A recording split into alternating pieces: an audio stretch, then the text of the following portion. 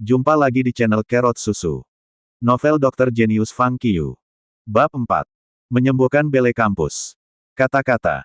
Halaman kosong dan kosong ini memiliki kata-kata di tengah. Sebenarnya, Fang Qiu selalu memiliki rahasia di dalam hatinya, rahasia yang tidak ada yang tahu, termasuk Master Tua. Dia memiliki kemampuan sentuhan absolut. Apapun yang disentuh oleh tangannya akan membentuk citra yang jelas dalam benaknya dan diingat secara mendalam. Dia menemukan kemampuan ini di kelas 3 ketika dia masih di sekolah dasar. Pada saat itu, dia dan teman-temannya sedang bermain dengan bola kaca, dan salah satu bola kacanya yang indah hilang. Terjadi bahwa salah satu teman sekelasnya kemudian mengeluarkan satu persis seperti yang hilang itu. Tentu saja, semua orang, termasuk dia, curiga bahwa teman sekelas ini telah mencuri bola kaca darinya.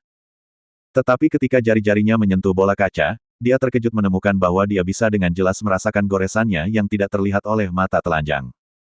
Pada saat yang sama, goresan pada bola kacanya yang hilang dengan jelas muncul di benaknya. Sebagai perbandingan, dia yakin bahwa yang ada di tangannya bukan miliknya. Sejak saat itu dia tahu dia memiliki kemampuan ini. Dan hanya dia yang tahu dia memilikinya. Sayang sekali bahwa itu adalah kemampuan yang tidak memiliki nilai praktis. Itu bisa digunakan untuk pamer di variety show Super Brain, tapi itu hampir tidak berguna dalam kehidupan sehari-harinya. Karena itu, dia tidak berlatih selama bertahun-tahun sehingga dia hampir lupa bahwa dia masih memiliki kemampuan ini. Tetapi kemampuan ini baru saja bekerja lagi. Dia benar-benar merasakan kata-kata itu dengan sentuhan absolutnya. Dia yakin apa yang dia sentuh adalah kata-kata. Itukah sebabnya pria parubaya di gerbang merekomendasikan buku ini kepadaku? Fang Qiu secara tak sadar bertanya-tanya. Apakah ada rahasia yang tersembunyi di buku ini? Dia memeriksa halaman itu dengan hati-hati, tetapi tidak ada jejak tulisan di sana, atau bahkan kekasaran. Bagaimanapun, itu memberi kesan selembar kertas putih. Namun, dia merasakan kata-kata di atasnya. Ini membangkitkan rasa penasarannya tentang kata-kata itu. Tanpa ragu-ragu, dia segera membawa buku kuno dan halaman itu ke ruang tunggu. Begitu dia duduk, dia tidak sabar untuk mengeluarkan pulpen, buku catatan, dan halaman itu. Dia kemudian menempatkan jari tengah tangan kirinya langsung di halaman dan memegang pena di tangan kanannya, siap untuk menulis apapun yang dia rasakan di buku catatan. Dengan segala sesuatunya siap, dia perlahan menutup matanya. 4 jari tengahnya bergerak lambat. Kata-kata muncul di benaknya satu per satu. Hal terpenting dalam seni membuat tulang adalah menyentuh tulang, dan kemudian membuat tulang. Sebenarnya, metode menyentuh tulang semua tergantung pada bakat, dan mengoleksi tulang sebenarnya hanya keterampilan kecil. Bakat tidak bisa diikuti, tetapi keterampilan kecil dapat dipelajari dan digunakan. 2 kalimat pertama memberi Fang Qiu kejutan besar. Dia benar-benar terkejut. Sentimen yang terdengar sangat bagus. Hampir semua buku kuno sangat memuji seni membuat tulang dan berharap itu bisa dijelaskan sedetail mungkin. Namun, buku ini secara terbuka mengatakan bahwa bonnetting adalah keterampilan kecil. Bukankah ini menyombongkan diri? Pikir Fang Qiu curiga. Dia memutuskan untuk mengabaikannya sejenak dan terus mengeksplorasi kata-kata itu dengan mata terpejam. Alisnya berkerut lebih dalam saat semakin banyak kata-kata melayang di benaknya.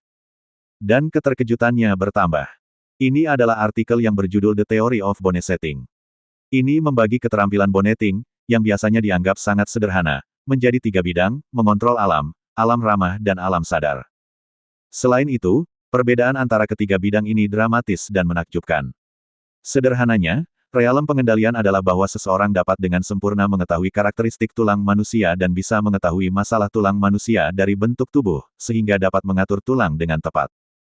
Ranah ramah berarti bahwa seseorang menjadi teman tulang dan bersatu dengan mereka, sehingga mencapai penataan tulang sempurna sesuka hati. Menurut yang di atas, Fang Qiu, yang sudah tahu sesuatu tentang penyembuhan luka, menemukan bahwa dia masih jauh dari realem kontrol, apalagi realem ramah. Artikel itu mengatakan bahwa level tertinggi adalah alam sadar. Jika makna alam kontrol dan alam ramah masih dalam kemampuan Fang Qiu untuk memahami, alam sadar jauh di luar pemahamannya. Teorinya mengatakan bahwa seseorang bisa mematahkan tulang dalam sekejap dengan kesadaran, dan juga bisa membuat tulang terlahir kembali. Ini adalah deskripsi dari alam sadar. Ini mengerikan. Apa yang lebih mengejutkan adalah bahwa itu benar-benar mencatat bagaimana melatih alam sadar.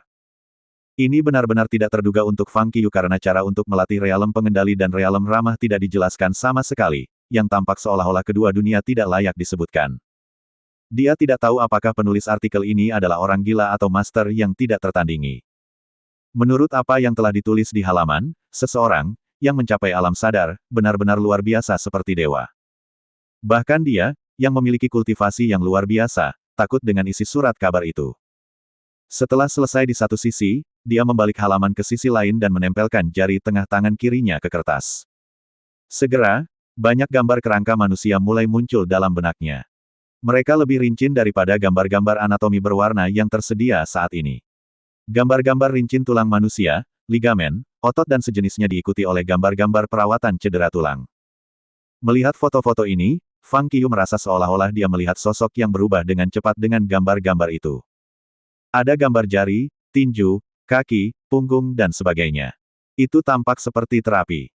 Bahkan, itu lebih seperti seseorang mengajarinya bergandengan tangan. 10 menit kemudian, sosok itu menghilang ketika gambar terakhir muncul. Fang Qiu perlahan membuka matanya, tapi dia masih syok. Baru 3 menit kemudian dia sadar. Luar biasa. Dia tidak bisa menahan rasa kagum di hati. Dia tidak tahu siapa yang bisa meninggalkan begitu banyak informasi pada satu halaman, yang membantu keterampilan tulang belulangnya meningkat ke tahap pertama, alam pengendalian. Meskipun dia masih sedikit bingung, dia benar-benar menerobos ke alam pengendali. Tidak heran perkasa begitu mencemooh dua alam pertama. Jika Fang Qiu memiliki kemampuan untuk mengangkat seseorang yang tahu sedikit berubah secara langsung ke alam pengendali, dia juga akan mengabaikan mereka. Dunia ini lebih misterius daripada yang aku tahu. Seperti ini perkasa. Saya belum pernah mendengar orang seperti itu. Fang Qiu menghela nafas diam-diam. Dengan menggelengkan kepalanya, dia bersiap untuk menyentuh halaman itu lagi dan memeriksa isinya. Saat itu dia sangat menyadari bahwa ada sesuatu yang salah dengan suasana di perpustakaan. Dia tidak melihat ke belakang, tetapi dia memperhatikan bahwa ruang perpustakaan itu penuh. Dia begitu asyik dengan isi kertas itu sehingga dia tidak menyadari bahwa begitu banyak orang telah datang. Tapi mengapa begitu banyak orang tiba-tiba datang ke perpustakaan, dan hampir semua mata mereka tertuju padaku? Dan mengapa mata ini memancarkan sentuhan permusuhan? Apa yang terjadi di sini? Dia bertanya-tanya. Fang Qiu bersiap untuk mencari tahu apa yang sebenarnya terjadi. Saat dia melihat ke atas, sepasang mata besar yang cerah, jernih dan indah di seberang meja muncul di hadapannya. Dia terkejut. Anehnya, orang yang duduk di seberangnya adalah primadona kampus baru Jiang Miaoyu, mahasiswa baru jurusan akupuntur dan pijat di Universitas Pengobatan Cina Jiangjing. Dia adalah dewi yang sempurna untuk semua anak laki-laki di Universitas Pengobatan Cina Jiangjing. Fang Qiu tidak berharap melihat Jiang Miaoyu di sini dan dia hanya melihatnya jauh di pelatihan militer. Dia sangat menakjubkan dan memiliki temperamen yang luar biasa. Itu kesan pertamanya pada dirinya pada saat itu. Dalam sekejap, dia tahu apa yang terjadi. Tidak heran banyak orang datang ke perpustakaan. Mereka semua ada di sana untuk melihat primadona kampus. Tidak heran orang-orang itu memandangnya dengan sikap bermusuhan di mata mereka. Ternyata mereka iri karena dia duduk dengan gadis sekolah tercantik. Mengetahui hal ini, Fang Qiu tersenyum pahit. Dia tidak bisa percaya bahwa hal yang dramatis telah terjadi padanya. Dia memandang Jiang Miaoyu dan menemukan bahwa gadis cantik ini hanya meliriknya sebelum dia mengangkat tangan kanannya, memegang jarum untuk menusuk titik akupuntur di lengan kirinya. Itu adalah salah satu dari beberapa titik akupuntur yang diketahui Fang Qiu. Poin Kuci. Menurut beberapa buku kuno, acupoin ini dapat digunakan untuk mengobati kelumpuhan lengan dan nyeri serta kelumpuhan ekstremitas atas. Tampaknya gadis itu akan mencoba menusuk dirinya sendiri. Jarum jatuh dengan cepat dan menembus kulitnya. Jahitan ini sangat tepat. Gerakannya juga sangat enak dipandang. Lalu dia memutar jarum. Fang Qiu tiba-tiba teringat rumor di kampus bahwa Jiang Miaoyu adalah keturunan keluarga akupuntur. Sekarang tampaknya ini benar, atau mahasiswa baru, yang hanya mengalami pelatihan militer tanpa kelas, tidak akan begitu terampil dalam perawatan akupuntur. Segera, putaran pertama berakhir, tetapi Jiang Miaoyu sedikit mengerutkan kening. Fang Qiu menyadari bahwa apa yang dia lakukan sepertinya tidak berhasil untuknya. Ketika dia mengalihkan pandangannya ke lengan kiri putih dan lembutnya, dia terpana. Dia bukan orang bodoh pemula biasa sekarang, tetapi orang yang berada di alam pengendali. Dia bisa melihat masalah kecil sekilas. Sekarang dia tahu bahwa Jiang Miaoyu, yang telah memasukkan jarum ke lengannya, sama sekali tidak mencoba jarum itu. Dia mengobati dirinya sendiri. Jika gejalanya adalah ketidaknyamanan lengan yang disebabkan oleh penghambatan sederhana energi vital dan darah, untuk akupuntur, titik kunci sangat efektif, tetapi sangat disayangkan lengan gadis cantik itu tidak demikian. Setelah sedikit ragu, Fang Qiu mengingatkannya, kamu tidak memperlakukannya dengan benar. Tangan Jiang Miaoyu yang hendak memutar jarum kembali berhenti. Dia menatap Fang Qiu, sedikit terkejut dan bingung. Lenganmu pasti cedera baru-baru ini. Ada sedikit dislokasi sendi pergelangan tangan dan sedikit ketegangan ligamen. Untuk akupuntur, titik kunci tidak berguna untuk cedera tulang semacam ini dalam waktu singkat. Yang Anda butuhkan adalah membuat tulang. Fang Qiu menjelaskan. Pada kata-katanya, ada kilatan kejutan di mata Jiang Miaoyu yang cerah. Lengannya memang tidak nyaman, yang disebabkan oleh beban berat yang dia bawa ketika dia merapikan asramanya pagi ini. Dia terkejut mengetahui bahwa anak laki-laki di seberangnya, yang juga mengenakan seragam pelatihan militer, bisa melihat gejalanya sekilas. Sepertinya ada banyak talenta yang belum ditemukan di universitas ini. Pikirnya. Pada saat itu, rasa sakit lain datang dari lengan kirinya, yang membuatnya sedikit cemberut. Tidak ingin melihat orang lain menderita, Fang Qiu segera menyarankan, jika Anda mau, saya dapat membantu Anda. Nada suaranya penuh percaya diri. Penasaran tentang dia, Jiang Miaoyu menatap Fang Qiu dari atas ke bawah dengan hati-hati. Di wajahnya, beberapa anak laki-laki memerah dan tidak bisa berbicara, dan beberapa berusaha keras untuk menunjukkan diri. Ini adalah pertama kalinya dia melihat seorang anak lelaki yang menawarkan diri untuk menyembuhkan lukanya pada pertemuan pertama, dan mengetahui masalahnya pada pandangan pertama. Apakah ini trik menggoda baru? Tetapi ketika dia melihat ekspresi tulus Fang Qiu, Jiang Miaoyu tahu bahwa dia benar-benar ingin membantunya. Kalau begitu, tolong, katanya dan memberinya senyum kecil. Jiang Miaoyu berkata dan merentangkan lengan kirinya, dengan tatapan antisipasi di matanya. Senyumnya yang menawan segera memesona Fang Qiu. Tetapi saat berikutnya dia berubah menjadi dokter, dengan tatapan serius dan mata tenang. Fang Qiu menggenggam lengan kiri Jiang Miaoyu dengan tangan kirinya, dengan lembut memegang tangan kirinya dengan tangan kanannya, dan kemudian mengguncangnya sedikit.